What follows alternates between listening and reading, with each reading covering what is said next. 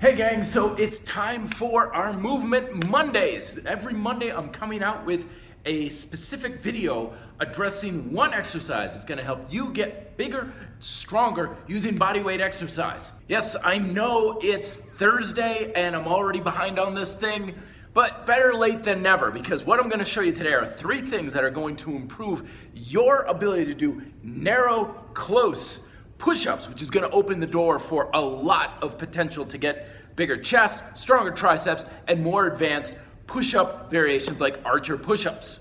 Rule number 1, play around with hand position relative to the height of your chest.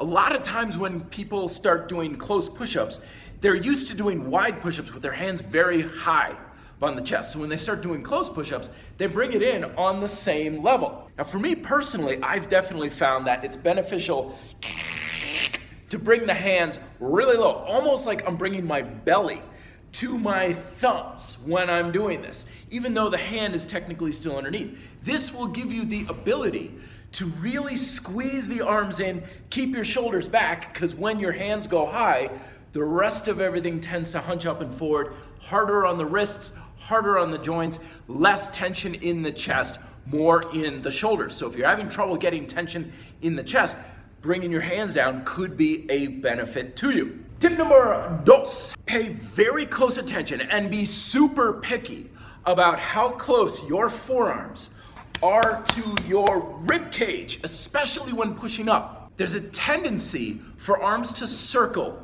on pushing movements, but this kind of movement robs all of the tension that you want from your chest, your triceps, and puts it right into your shoulder joint at the same time.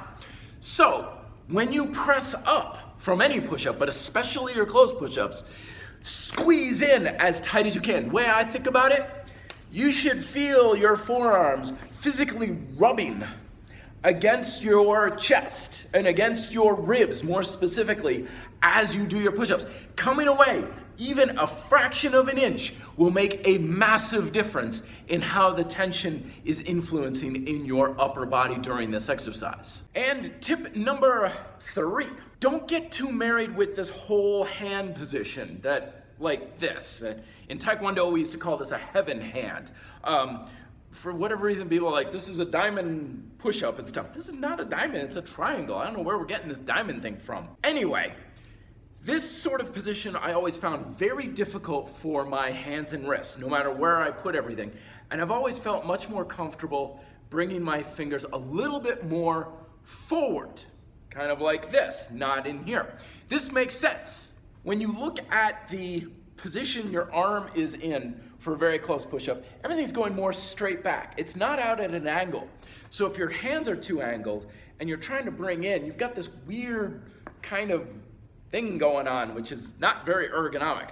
So if your arms are moving more forward and back, keeping your hands more forward and back can be much more ergonomic, and it might be better on your wrists as well. So there you go, 3 things that can help improve your narrow, close push-ups. And of course, you don't need to be doing this on the floor. You can experiment with narrow push-ups on elevated surfaces as well. So it's not like you have to only do it when you can do full standard push-ups on the floor. If you do them on the floor, you can also do them kneeling style as well. Let me know if you have questions down below. Check out the tab on the categories of the Red Delta Project on push-up chain or push chain exercises for more push-up tips as well. Be fit, live free.